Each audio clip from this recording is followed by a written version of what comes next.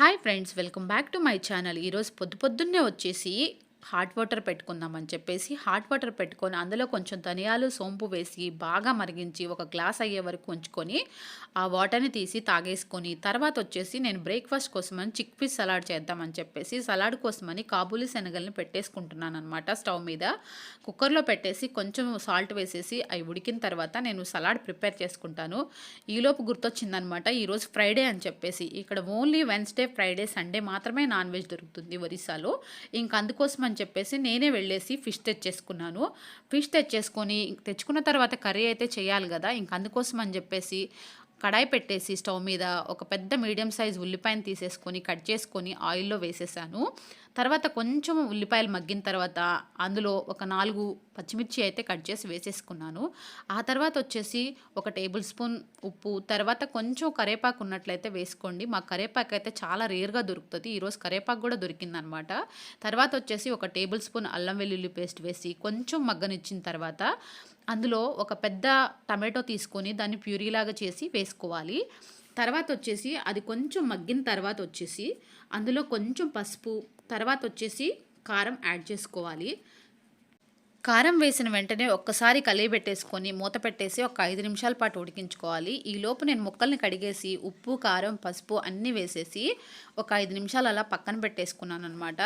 ఇప్పుడు కళాయి పైన మూత ఓపెన్ చేసి ఈ ముక్కలన్నిటిని కూడా అందులో వేసేసుకోవాలి. వేసేసుకొని ఒక్కసారి వాటిని 5 నిమిషాలు ఉడికిన తర్వాత పైకి కిందకి ఒక్కసారి తిప్పి పెట్టుకోవాలి.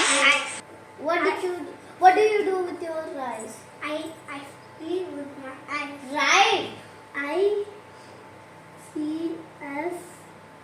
తర్వాత ముక్కలు ఒక 5 నిమిషాల పాటు ఉడికిన తర్వాత ఒక నిమ్మకాయ సైజ్ అంత చింతపండు తీసుకొని దాన్ని బాగా పిసికి ఈ చేప ముక్కలు మునిగేంత వరకు పోసుకోవాలి.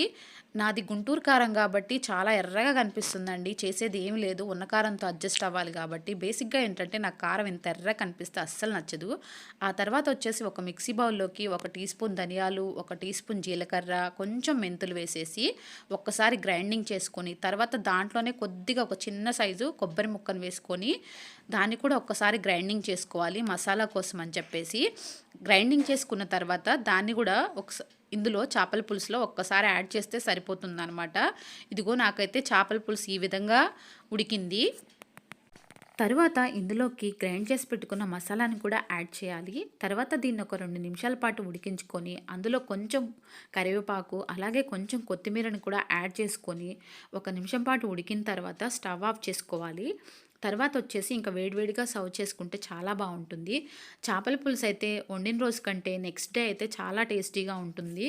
ఇంకా ఇప్పుడు మా పిల్లలు అయితే రెడీ అయిపోయారు తినడానికి. ఇద్దరు కూడా డైనింగ్ టేబుల్ మీద కూర్చున్నారు. ఆల్రెడీ టైం 2 o'clock అయిపోయిందనమాట. ఇద్దరికి బాగా ఆకలేస్తున్నట్టుంది.